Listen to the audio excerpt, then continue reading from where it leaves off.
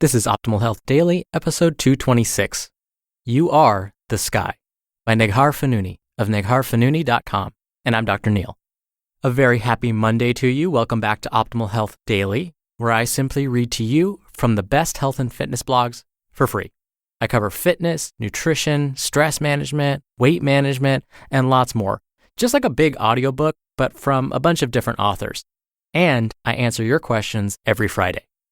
Before I get to today's post, have you ever been at the gym so long that you actually hear them cycle through the same songs? I think that means I spent way too long in the gym this morning. Well, here's what happened. I hadn't worked out, I know this is bad, for a week. My body was just not feeling it, and having worked out for years, I kind of know when my body's ready to work out and when it's not. I've learned when I push myself when my body's not ready, I tend to get sick. So this past week, my body was just exhausted, so I didn't hit the gym at all. But I finally did this morning, and I really felt like I wanted to make up for all that time lost. And so I was there without realizing it for a long time. I didn't realize it until I started hearing the same songs that they play on a loop. And then I looked at the clock and went, oh my goodness, I've been here for like 2.5 hours. I think I'm done. Probably I'm going to be feeling it tomorrow. All right, back to today's post. It was actually written for women, and it'll be a little strange hearing it from a man, but I think it's worth the listen. And actually, pretty much all the articles I read this week will be targeted towards women, but it will be beneficial for men to hear too. So definitely stick around and don't just ignore this week.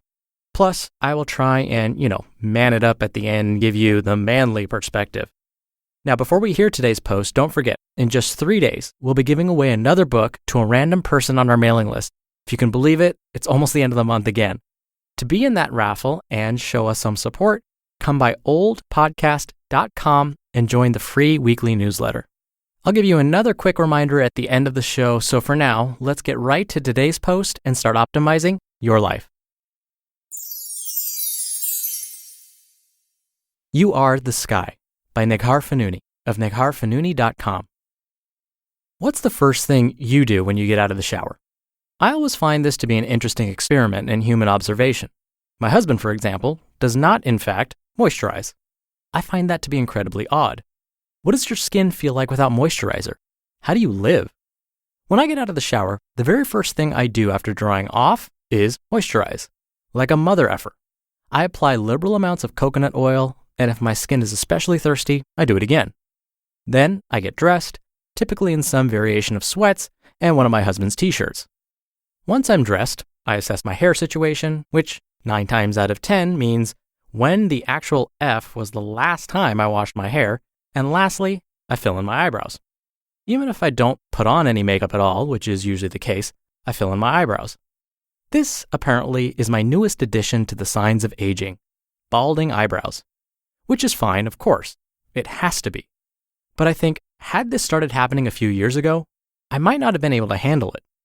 Thankfully, through consistent mindset practice and tremendous emotional growth, I've spent the last few years learning to be present with myself from a space of love and gratitude. I've come to understand that compassion and grace are more useful tools than perfectionism and loathing. I've learned not to castigate and belittle myself for each little, quote, flaw and every inevitable mistake. I've embraced my humanity and the fluidity of my ever-changing body. Most importantly, I've detached from the idea that my body and my looks and my age are all somehow inexplicably connected to my worth and power as a woman of this world. So yes, I fill in my eyebrows most of the time because I like them better that way, but not because I think my balding eyebrows make me any less worthy of love, belonging, or success. I can look in the mirror and see my balding eyebrows and my plethora of gray hairs and still be totally and completely at peace with the reality of my existence, without creating meaning where there really is none. I used to look in the mirror, incessantly and grumpily pinching pockets of fat. I would grimace at my stretch marks and make disparaging comments towards myself, things I would never ever dream of saying to someone whom I loved. I used to see my reflection and feel utterly discouraged and comfortably victimized. The victim role is easy to fall into. It seduces us with promises of zero responsibility and blame, yet renders us powerless to change. I'm not a victim anymore. I refuse to be a victim. I choose to be a warrior instead. Of course, I see the gray hairs, wrinkles, stretch marks, and cellulite. They are there, on the surface, impossible to miss really, after having spent the past 10 to 15 years obsessing over their existence. But when I look in the mirror, that's not all I see. I'm able to look past those flaws, those pesky vermin that delight in stealing my precious energy and draining it through useless obsession. I can see the cellulite. I'm not blind. But instead of just cellulite and stretch marks, I also see grace, strength, power, and passion. I see a mother, a wife, a veteran, a free spirit, and a badass chick who is fully in her power. I see a passionate writer, a devoted coach, a vibrant woman who loves to lift heavy, practice yoga, and interact deeply with the world. I see myself with all my layers, not just the cellulite and the gray hair. Because if that's all I choose to see, if that's where I direct my energy, I miss out on the opportunity to see the rich detail that makes up the empowered woman standing before me. When I stand before my reflection, I choose abundance over scarcity. I choose not to fall prey to the inner judge, to society's ridiculous standards, to the energy vampire inside my head threatening to steal my worth. Instead, to open up my periphery and see all there is to see in all its grandeur, the light and the dark. When you look in the mirror, what do you see? Do you see signs of old age or signs of a life well lived? Do you see unsightly remnants of your pregnancies or reminders of the life you've brought into the world?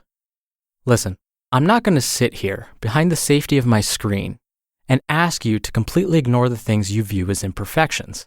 In fact, I find that type of advice to be both unrealistic and foolhardy. But I will encourage you to see more than merely those things, because you are more than the flaws that often consume you. Can you see it? You are more than the gray hairs, the cellulite, the stretch marks, the wrinkles, more than your physical body. You are more than your mistakes, your pitfalls, your heartbreak, and your stress. You are so much more. Can you see your power, your strength, your blinding radiance?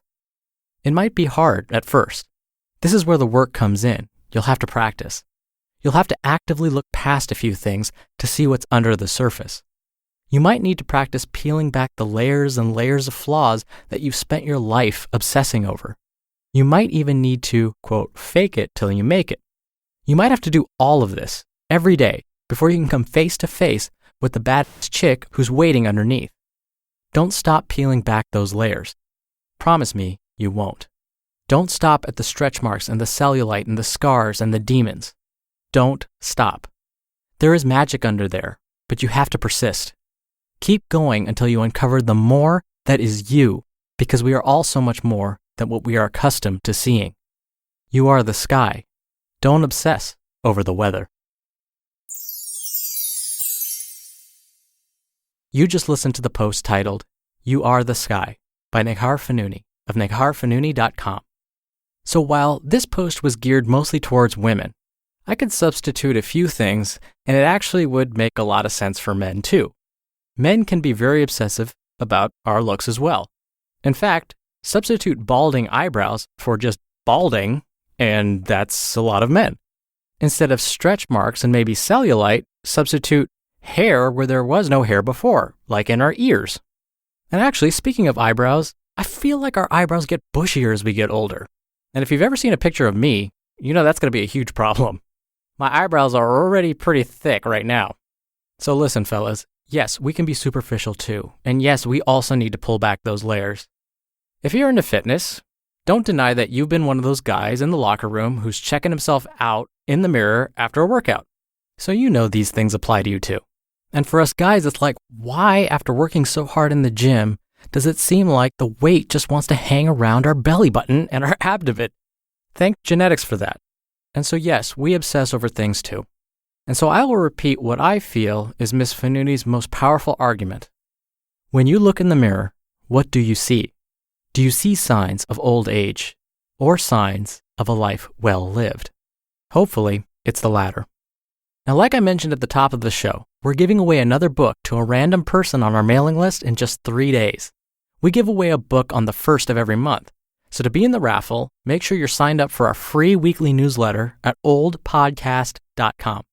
Not only are you in the raffles, but you'll get some free spreadsheet tools from us, a video tutorial, a quick weekly update on what's going on in our family, and lots more. Again, for all of that, come by oldpodcast.com.